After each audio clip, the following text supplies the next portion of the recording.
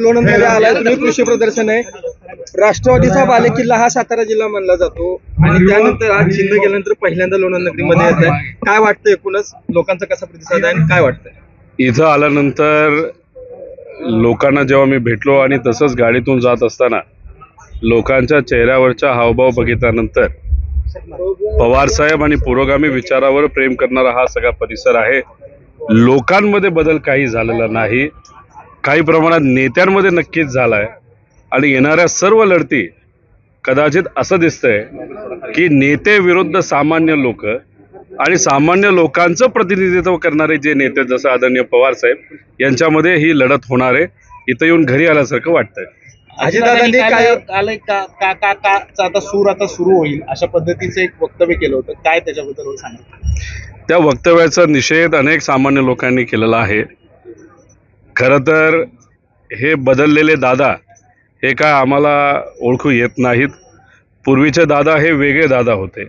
शेतकऱ्यावर अन्याय झाला तर बीजेपीवर बोलणारे दादा हे आम्हाला माहिती आहेत. युवांवर अन्याय झाल्यानंतर बीजेपीच्या विरोधात बोलणारे दादा आम्हाला माहिती आहेत. स्वतःला जे वाटतं, योग्य वाटतं तसं बोलणारे दादा आम्हाला माहिती आहेत. मोठ्यांचा आदर ठेवणारे दादा आम्हाला माहिती आहेत.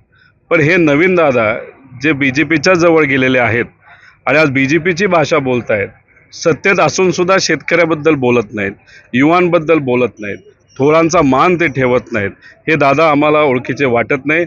वाईट वाटतं. भाजपला ते गेले 60 वर्ष जमलं नाही. ते जवळच्याच लोकांना वेगळं करून त्याचा वापर करत भाजप पवारांमध्ये वाद निर्माण करण्यासाठी नक्कीच यशस्वी ठरलेला आहे. पण पवार साहेबांबरोबर सामान्य लोक आहेत, दादांबरोबर बऱ्यापैकी लाभार्थी आहेत. त्यामुळे हा जो लढा आहे तो सामान्य लोक विरुद्ध लाभार्थी आणि नेते असा हा पुढचा लढा असणार आहे. दादा, अजितदादांनी काही वेळापूर्वी बारामतीत बोलत असताना सांगितलं की बोललो पक्ष चोरला नाही तर तो आता रितसर मिळालेला आहे, आम्ही पक्ष चोरलेला नाही. आता इलेक्शन कमिशन भाजपच्या विचाराने चालतं हे आपल्या सगळ्यांना माहिती आहे. आता पक्ष कोणी चोरला, साहेबांबरोबर अनेक वर्ष आपण काढल्यानंतर साहेबांना आपण का सोडलं, कशासाठी सोडलं, काय अडचणी आपल्या होत्या हे सगळ्यांना माहिती आहे. त्यामुळे आज दादा फक्त स्पष्टीकरण देत आहेत.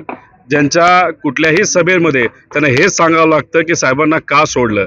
त्यामुळे मला असं वाटतं की आता पवार साहेब बोलतात की शेतकऱ्याला काय महत्त्वाचं आहे, युवांना काय महत्त्वाचं आहे आणि जे आज सत्तेत गेलेत ते कसे योग्य हे सांगण्यामध्ये त्यांची लोकसभाही जाणार आहे, विधानसभाही जाणार आहे आणि नंतर कळेल त्यांच्या हातामध्ये काही मिळालेलं नाही.